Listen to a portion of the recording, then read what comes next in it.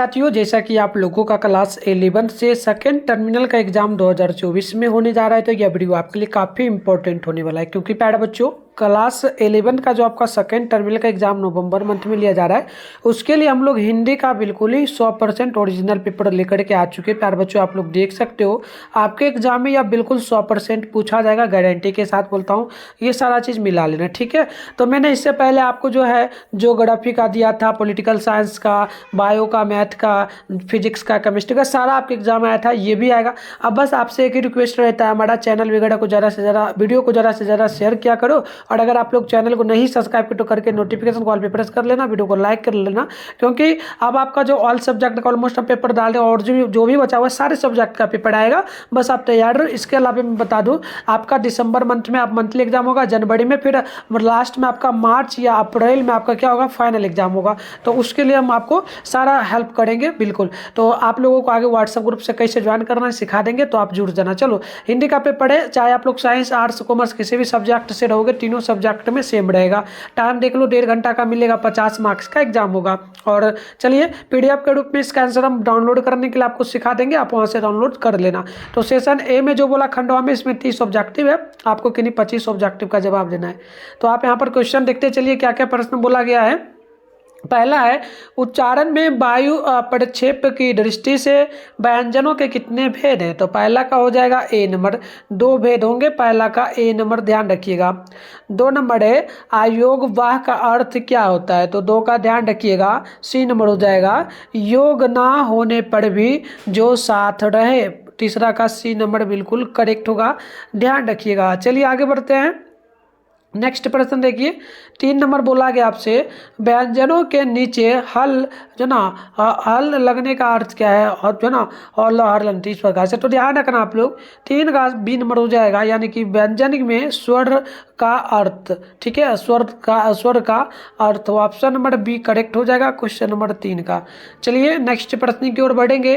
तो 4 नंबर प्रश्न बोला जा रहा है आपसे कि निम्न में से कौन वर्ण जो ना दंतोश्च जो ना दंतो सस्य का उच्चारण है। तो 4 का ऑप्शन नंबर डी होगा। प्यारे बच्चों, डी है ना, थोड़ा कट गया है, नहीं तो मैं दिखा देता, यहाँ पर लिखा गया होगा डी नंबर, ये कट गया, डी नंबर ध्यान रखना आप लोग। चलो बात करते हैं हम लोग नेक्स्ट क्वेश्चन का। तो अगली क्वेश्चन यहाँ पर देखिए आपके सामने 5 नंबर बोला जा रहा है, और प्रश्न बोला आपसे कि स्वरव वर्ण का उच्चारण, स्वरव वर्ण किन वर्णों के मेल से बना है। तो बिल्कुल आप ध्यान रखिएगा, 5 का ए नंबर जगह स्व हलंत प्लस लॉ से। ऑप्शन नंबर ए बिल्कुल ही राइट हो जाएगा क्वेश्चन नंबर 5 का। अगला क्वेश्चन है आपका 6 नंबर, अर्थ को चमत्कृत या अलंकृत करने वाले अलंकार को कौन अलंकार कहते हैं। तो ध्यान रखिएगा, 6 का बिल्कुल ही ऑप्शन नंबर सी होगा, यानी कि उभय जो ना, उभयालंकार। ऑप्शन नंबर सी बिल्कुल ही करेक्ट होगा। देखिए 7 नंबर प्रश्न बोला, दोहा कैसा छंद है। तो 7 का ध्यान रखिएगा, बी नंबर बिल्कुल परफेक्ट होगा, यानी कि अर्धसम। ऑप्शन नंबर 7 का बी नंबर बिल्कुल ही राइट हो जाएगा। चलिए देखिए, मैं पहले ही बोल दिया हूँ ना, बिल्कुल ओरिजिनल पेपर है, आपके एग्जाम में 100% आएगा। जरूर याद करके जाओ, आप लोग इसे याद करके जाओ, और 50 में 50 नंबर आप जरूर लाना, ठीक है। चलो तो अब आगे बढ़ते हैं। 8 नंबर प्रश्न है कि शब्द के जिस व्यापार के मुख्य और लक्ष्य अर्थ से भिन्न अर्थ की प्रतीति होती है, तो उसे क्या कहेंगे। तो ध्यान रखिएगा प्यारे बच्चों, 8 का ऑप्शन डी होगा, व्यंजना। ऑप्शन नंबर डी बिल्कुल ही राइट होगा। अगली प्रश्न है आपका 9 नंबर प्रश्न बोला, श्रृंगार रस का अस्थाई भाव क्या है। तो 9 का ऑप्शन नंबर ए हो जाएगा, ध्यान रखिएगा, रति। ऑप्शन नंबर ए बिल्कुल करेक्ट होगा।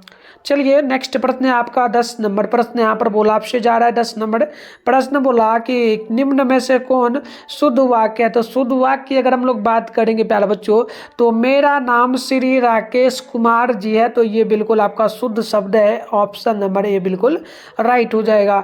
अगली प्रश्न आप लोग देखेंगे, तो यहाँ पर बोला गया है 11 नंबर, तुम जाओ बोला कि यह किस वाक्य का उदाहरण होगा। तो देखो, तुम जाओ, तो यहाँ पर तुम जाने का अर्थ क्या हो जाएगा कि अज्ञान वाचक। ऑप्शन नंबर बी करेक्ट होगा। तो बिल्कुल इसका ऑप्शन बी करेक्ट होगा। अगली क्वेश्चन आप देखेंगे तो 12 नंबर है, परशुन किसका पर्यायवाची शब्द होगा? तो ध्यान रखिएगा 12 का बिल्कुल ऑप्शन नंबर सी होगा, यानी कि फूल का 12 का सी नंबर बिल्कुल ही राइट हो जाएगा। चलिए बच्चों आगे बढ़ेंगे हम लोग। तो अगली क्वेश्चन यहाँ पर देखो आपके सामने जो है ना 13 नंबर बोला गया है, गुलल का फूल होना मुहावरे का क्या अर्थ होगा? तो देखो 13 का बिल्कुल ऑप्शन डी होगा, यानी कि यहाँ पर देख लेना लापता होना, लापता होना ऑप्शन नंबर डी करेक्ट होगा। चलिए नेक्स्ट प्रश्न आपका यहाँ पर देखेंगे प्यारे बच्चों। तो यहाँ पर देखिए प्यारे बच्चों आपका नेक्स्ट प्रश्न बोला गया 14 नंबर, ऐतिहासिक शब्द का विलोम क्या होगा? तो 14 का ना ऑप्शन नंबर सी ध्यान रखिएगा, अनैतिहासिक ऑप्शन नंबर सी करेक्ट होगा। नेक्स्ट प्रश्न आप देखेंगे तो 15 नंबर है जो ना प्रत्यपकार शब्द में कौन समास है? तो 15 का ऑप्शन डी होगा, अव्ययी भाव समास, डी नंबर ध्यान रखिएगा। चलिए अगली प्रश्न यहाँ पर 16 नंबर बोला आपसे जा रहा है, प्रश्न बोला निम्न में से कौन शीर्षक part N C part NCERT की कक्षा 11वीं पुस्तक का जो ना साभार संकलित है? तो ध्यान रखिएगा 16 का ऑप्शन नंबर 16 है आपका, एक सेकेंड हम 16 पे थे, तो 16 का ए नंबर हो जाएगा, बेजोड़ गायिका Lata Mangeshkar option number A होगा। एक सेकेंड हम यहाँ पर अभी कहाँ थे 15 नंबर में, तो 15 का मैंने ऑप्शन नंबर आपको डी बताया था। ठीक है चलिए तो बढ़ते आगे। अगली प्रश्न है आपका 17 नंबर, प्रश्न क्या बोला आपसे? प्रश्न बोला कि चलचित्र शीर्षक पाठ की विधा क्या है? तो 17 का ऑप्शन नंबर बी होगा, ध्यान रखिएगा कहानी, ऑप्शन नंबर बी बिल्कुल ही राइट होगा। नेक्स्ट प्रश्न है आपका 18 नंबर प्रश्न बोला कि भोला पासवान शास्त्री का जन्म किस राज्य में हुआ था? तो इसका सी होगा बिहार में, राइट आंसर सी नंबर ध्यान रखिएगा। नेक्स्ट प्रश्न आपका 19 नंबर पूछा गया, विमान यात्रा के दौरान लेखक भोला पासवान शास्त्री पराया किस दर्द के शिकार थे? तो ध्यान रखिएगा 19 का ऑप्शन जो है ना मेरे को अच्छे से याद नहीं है प्यारे बच्चों, लेकिन शायद वो थे पेट दर्द के शिकार, तो ऑप्शन बी होना चाहिए। अच्छे से याद नहीं है, अगर डाउट लगे तो आप 19 नंबर को छोड़ देना। चलो अब बात करते हैं 20 नंबर प्रश्न का। बोला गया झंकार शीर्षक पाठ के रचनाकार कौन है? तो मिथिलेश परसाई ऑप्शन बी होगा, ध्यान रखिएगा 20 का ऑप्शन नंबर जो है बी नंबर होगा। नेक्स्ट प्रश्न आपका 21 नंबर, निम्न में से किस शीर्षक पाठ में राष्ट्रीयता, देशोन्नति और जातीय उत्थान के लिए इसमें योगदान दिया गया? तो ध्यान रखिएगा 21 का ऑप्शन नंबर डी होगा, यानी कि भारत, ऑप्शन डी नंबर बिल्कुल आपका राइट होगा। नेक्स्ट प्रश्न देखेंगे आप लोग तो 22 नंबर बोला गया पाठ्य पुस्तक में संकलित सहजोई बाई के प्रथम पद में ईश्वर के किस रूप का वर्णन है? तो ध्यान रखिए 22 का ए नंबर होगा, निर्गुण रूप का, 22 का ए नंबर बिल्कुल ही करेक्ट होगा। अगली प्रश्न है आपका 23 नंबर, प्रश्न बोला कल प्रहार हाँ कर प्रहार तू, जो ना भार नहीं या तो प्यार है, या किस शीर्षक पाठ से पंक्ति ली गई है? तो 23 का ध्यान रखिएगा बी नंबर हो जाएगा, तोड़ती पत्थर, ऑप्शन नंबर बी करेक्ट होगा। आगे बढ़ते हैं।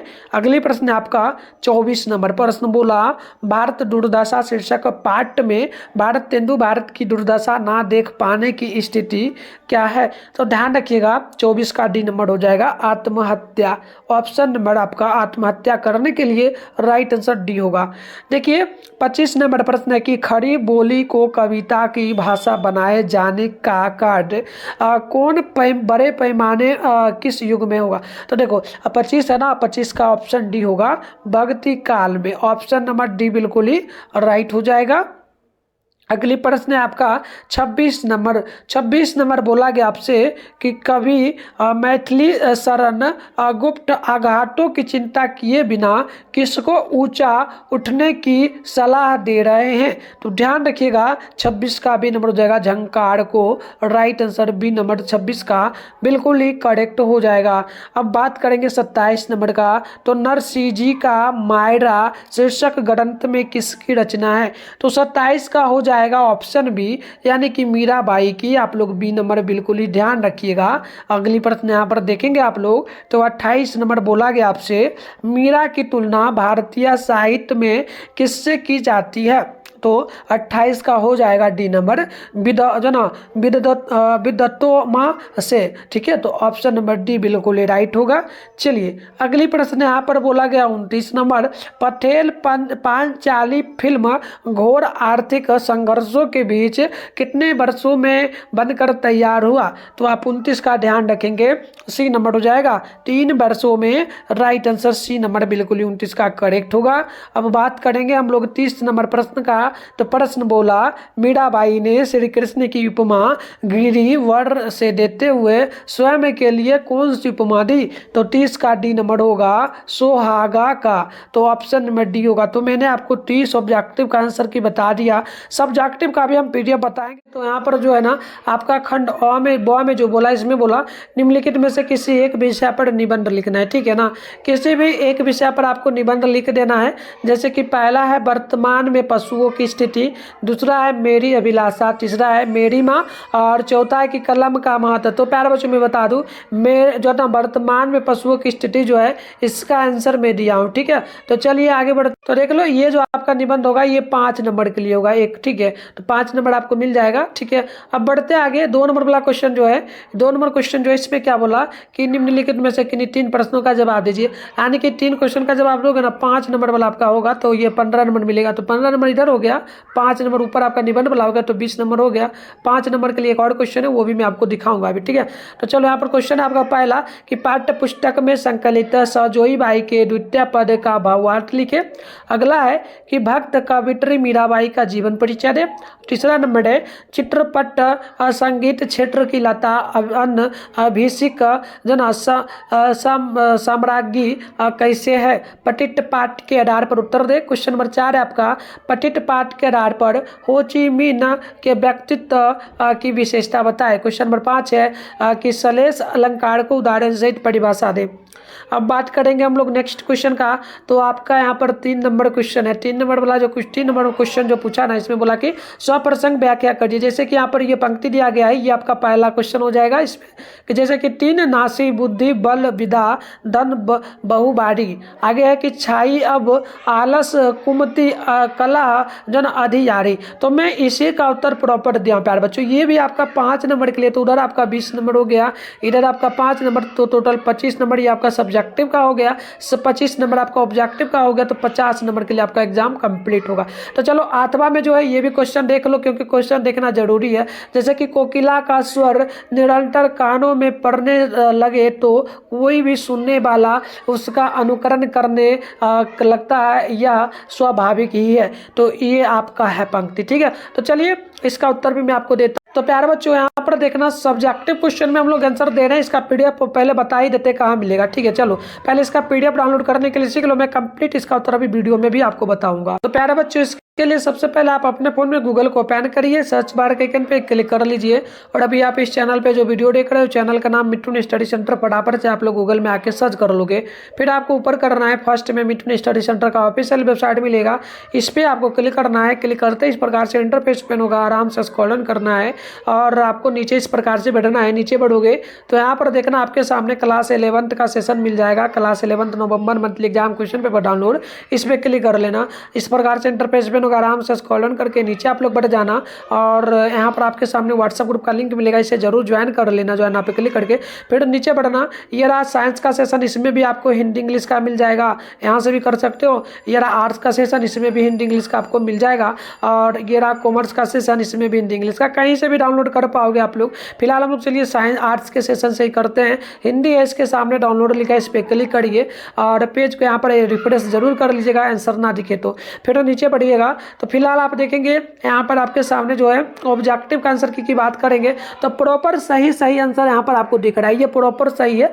आप इसको लिखना चाहो तो लिख लेना, बिल्कुल करेक्ट है। सब्जेक्टिव का जो आंसर है अभी कुछ ही देर में आप वीडियो देखने के बाद जाना, आप पेज वगैरह को रिफ्रेश करना, आंसर यहाँ पर दिख जाएगा, तो यहाँ से लिख लेना आप लोग। तो आइए बच्चों बात करते हैं हम लोग पहला नंबर जो क्वेश्चन है, इसका पहला का उत्तर हम लोग देखेंगे। पहला में जैसे कि आपका हो जाएगा क्या था, वर्तमान में पशुओं की स्थिति।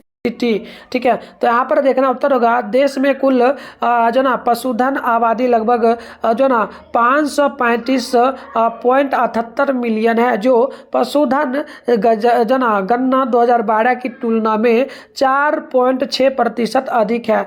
कुल जो ना गोजातीय आबादी मवेशी, भैंस, मिथुन एवं याक वर्ष 2019 में जो है ना 302.79 जो ना 79 मिलियन जो ना आंकी की गई, जो पिछली जनगणना की तुलना में लगभग 1% अधिक है। और आगे बात करेंगे तो निबंध ये आपका है, आगे लिखना है कि देश में जो ना मवेशी की कुल संख्या वर्ष 2019 में 192.49 मिलियन है, जो पिछली जनगणना की तुलना में 1.8% ज़्यादा है।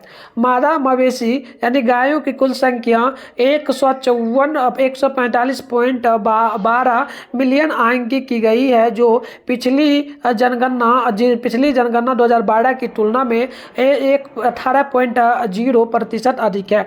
तो ये कंप्लीट आपका निबंध हो जाएगा। 5 नंबर आपको इतना लिख दोगे तो मिल जाएगा। चलो आगे बात करते हैं हम। तो यहाँ पर देखना प्यारे बच्चों, आगे आपका दूसरा नंबर में हम लोग पहला का उत्तर दे रहे हैं, ठीक है। तो उत्तर होगा गुरु का महत्व तो जो ना अनुच्छन्न है। देखिए आगे लिखना आपको कि अगर कोई उनसे गुरु को भुलाने के लिए कहेगा तो वह उस भगवान को ही त्याग देगी, लेकिन अपने गुरु को कभी नहीं भूलेगी। यदि गुरु उसके सामने है तो उसके रहते वह भगवान की ओर देखना भी पसंद नहीं करेगी। तो ये पहला का उत्तर होगा। अब दूसरा नंबर क्वेश्चन में ही हम लोग जो है पहला का उत्तर दूसरा का उत्तर देख रहे हैं ना। तो देखो उत्तर होगा मीराबाई का जन्म सन 1498 ईस्वी में पाली के कुंडली गांव में धुंधरा जी के चौथे पुत्र रतन सिंह के घर में हुआ था। देखिए ये बचपन से ही कृष्ण भक्ति में रुचि लेने लगी थी। मीरा का विवाह मेवाड़ के जो ना सिसोदिया राज परिवार में हुआ। चित्तौड़गढ़ के महाराजा भोजराज के इसके पति थे, जो मेवाड़ के महाराणा सांगा के पुत्र थे। आगे हम लोग बात करेंगे तो यहाँ पर आपका होगा क्वेश्चन नंबर 2 नंबर का जो ना तीसरा का उत्तर हो जाएगा कि थोड़े से कहूँ तो संगीत का क्षेत्र ही विस्तीर्ण है। वहाँ अब तक आरक्षित, संशोधित और दृष्टिपूर्ण ऐसा खूब बड़ा प्रांत है, तथापि बड़े जोश से इसकी खोज और उपयोग चित्रपट के लोग करते चले आ रहे हैं। फलस्वरूप चित्रपट संगीत दिनों दिन अधिकाधिक विकसित होता जा रहा है। ऐसे इस चित्रपट संगीत क्षेत्र की लता जो ना अनभिषिक्त शिभक्त सम्राज्ञी है। तो चलो ये आपका कंप्लीट आंसर 2 नंबर का 3 का हो जाएगा। अब है आपका 3 नंबर में आपको भावार्थ करना था, पंक्ति दिया गया था तो उसका अर्थ देखिए। सबके पहिए जेही ईश्वर धन बल दीनो, सबके पहिए जेही सब विधाता कीनो, सबके पहिए जो रूप रंग रस भीनो, सबके पहिए जो ना विदाफल जिन गई लीनो। आगे लिखिएगा अब सबके पीछे सोई परत रखाई हाँ भारत दुर्दशा ना देखी जाए। आगे लिखिएगा आप लोग कि आगे आपको लिखना है प्यारे बच्चों कि जहाँ भय शाक्य हरिचंद्र जो ना नहुस पयाती याती, जहाँ राम यशोधर वासुदेव सयाती, जहूँ भीम करण अर्जुन की छटा दिखाती, तहाँ अरि मृदत्ता कलह जना अविदा राती, अब जहाँ देखूँ तहाँ दुख ही दुख दिखाई हाँ।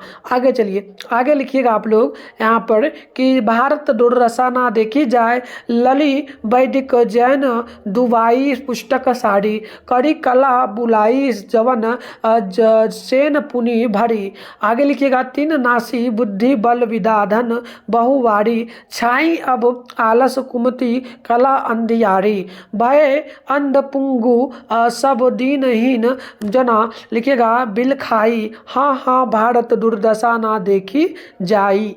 आगे आप लिखिएगा लास्ट में ये पंक्ति की लाइन लिखिएगा, अंग्रेज राज सुख साज सजे सब भारी, पै धन विदेश चली जात यह अति खुआरी, ताहू पे महंगी काल रोग विस्तारी, जना विस्तारी, दिन दिन दुनाऊ दुख इस ते हाँ हाड़ी, सबके ऊपर टिकट की आफत आई, हाँ हाँ भारत की दुर्दशा ना देखी जाई। तो चलिए प्यारे बच्चों, मिलते हैं हम लोग नेक्स्ट वीडियो में, तब तक के लिए बाय।